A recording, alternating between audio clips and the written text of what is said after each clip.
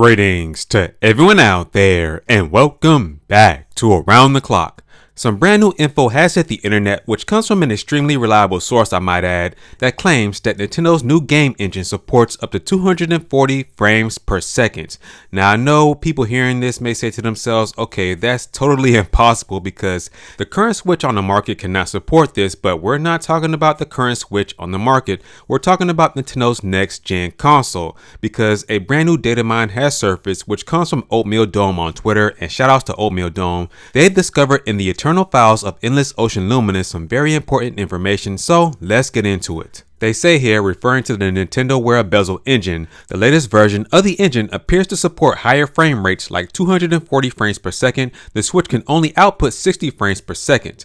This only applies to games that enable the variable frame rate mode. Not sure if the older engine versions also support this. Now they also gave us a look at the internal files, as you can see here, so yes, this info coming from Oatmeal Dome is 100% true, it's not false whatsoever. Now moving on, they also point out that Endless Ocean Luminous uses a new version of the Bezel engine where this mode was found. Past Bezel engine games include both WarioWare titles on the Switch, both Mario Party titles, Tetris 99, and some assorted third parties. These use the older version. And finally, they say here, I should really note that just because the engine supports it doesn't mean that it will be used by actual games, and they mean specifically on the current Switch that's out in the market. But it is believed that these codes were placed in these games to support up to 240 frames per second, most likely with upscaling or ray tracing or something like that, to support or facilitate backwards compatibility for Nintendo's next gen console. So this essentially means that Nintendo has already placed a code in current Switch games to have some type of upscaling or ray tracing to support higher frame rates on Nintendo's next gen console.